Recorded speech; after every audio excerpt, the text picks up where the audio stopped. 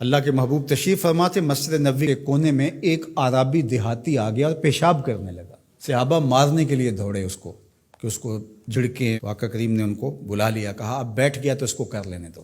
جب اس نے پیشاب کر لیا تو آقا کریم علیہ السلام نے اس کو بلایا، کہا یہ مسجدیں ذکر و فکر کے لیے بنائی گئی ہیں، بول و براز کے لیے نہیں بنائی گئی، اور پھر وہاں پانی بہا دیا گیا۔ تو بعض کا ہم جس طرح سے لوگوں کے ساتھ رویہ کر رہے ہوتے ہیں، یہ جو موبائل ہے یہ اس دور کی ضرورت ہے، تو بعض کا اس کو بند کر دیں تو کھولنا یاد نہیں رہتا، کھول لیں تو بند کرنا یاد نہیں رہتا، تو بعض کا نماز کے اندر اس کی گھنٹی بجنا شروع ہو جاتی ہے۔ جس بیچارے کی گھنٹی بج رہی ہوتی ہے تو بعض کا اس کو تیزی سے بند کرنا بھی نہیں آ رہا ہوتا، تو وہ دیر بھی ہو جاتی ہے۔ خیر وقت گزر گیا، اب 4 رکعتی نماز ہے، یہ پہلی رکعت کے اندر حادثہ ہوا، تو 3 پوری رکعتیں ہیں وہ غصے سے بھرے رہتے ہیں کچھ نمازی کہ اب سلام پھیر کے تو ہم اس کی خبر لیں گے، اور پھر سلام پھیر کے حالانکہ 3 رکعتیں گزر گئی ہیں، تم رب سے جڑے ہوئے ہو، تمہیں تو یاد بھی نہیں ہونا چاہیے۔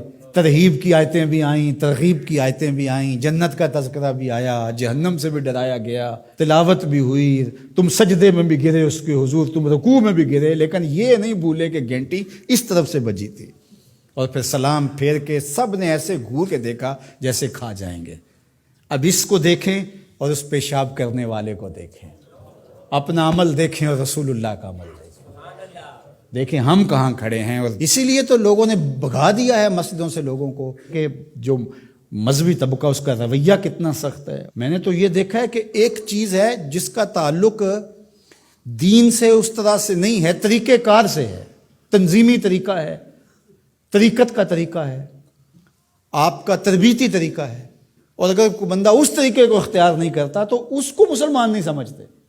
میں ایک تنظیم کھڑی کر لی ہے اور میں اس کا ایک طریقہ وضع کرتا ہوں، اور اس کے مطابق جو نہیں چلتا تو میں سمجھتا ہوں کہ یہ تو مسلمان ہی نہیں ہے۔ تو کیا ہم نے یہ رویہ اختیار کر لی اور کیا انداز اختیار کر لیا؟ میں تو سمجھتا ہوں کہ اس وقت سب سے بڑا مسئلہ یہ ہے کہ منبر و محراب کے لوگوں کا بھی فہم دین ناقص ہے۔ فہم دین ناقص ہے تو پھر کس طرح دین فروغ پائے گا؟ تو یہ ضرورت ہے کہ دین کو سمجھنا۔ تو شیطان کے طریقے ہیں، وہ علماء کو الگ ٹریٹ کرتا ہے، جاہلوں کو الگ ٹریٹ کرتا ہے، متکبر کو الگ ٹریٹ کرتا ہے، منکسر المزاج شخص کو الگ ٹریٹ کرتا ہے، اور ہر ایک کے لیے اس نے الگ الگ چیزیں رکھی ہوئی ہیں، ہر ایک کے لیے الگ پیکج ہے اس کے پاس۔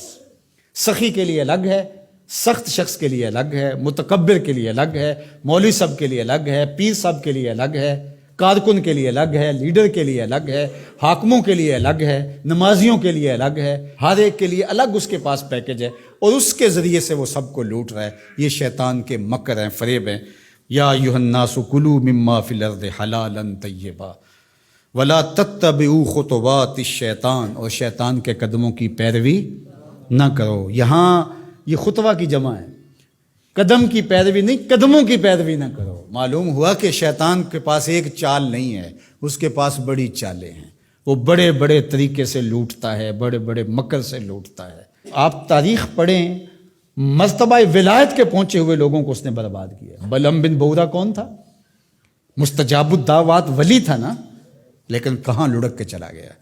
اس لیے ہمیشہ اپنا محاسبہ کرتے رہنا چاہیے۔ شیطان ادھر سے بھی حملہ آور ہو سکتا ہے، ادھر سے بھی ہو سکتا ہے، آگے سے بھی ہو سکتا ہے، اور اس نے اللہ کے حضور قسم کھائی تھی وَبِعِزَّتِكَ لَأُغْوِيَنَّهُمْ أَجْمَعِينَ، تیرے سامنے یہ بات قسم کر کے کہہ رہا ہوں کہ میں تیرے بندوں کو تیرے تک نہیں آنے دوں گا۔ ان کے دائیں سے آؤں گا، ان کے بائیں سے آؤں گا، آگے سے آؤں گا، پیچھے سے آؤں گا، چاروں طرف سے حملہ۔ کدھر بھاگیں گے؟ اللہ اکبر۔ ظالم 2 راستے بھول گیا، اوپر والا اور نیچے والا۔ جب بندہ دعا کے لیے ہاتھ اٹھاتا ہے یا سر سجدے میں رکھ دیتا ہے، شیطان کچھ بھی نہیں کر پاتا۔ تو یہ دائیں سے بھی آ رہا ہے، بائیں سے بھی آ رہا ہے، آگے سے بھی آ رہا ہے، پیچھے سے بھی آ رہا ہے، اور اس نے خود اللہ کے سامنے قسم کی ہے، مجھے تیری عزت کی قسم، ان بندوں کو تیرے تک نہیں آنے دوں گا، چاروں طرفیں گھیر لوں گا۔ تو یہ چومکھی لڑائی ہے شیطان کے ساتھ، کبھی یہ کسی طرح سے آ جاتا ہے، کبھی کسی طرح سے آ جاتا ہے، کبھی کسی طرح سے آ جاتا ہے۔ تو اس کے بڑے مکر و فریب اور بڑے طریقے ہیں۔ اللہ تعالیٰ اس کے مکر و فریب سے ہمیں محفوظ فرمائے۔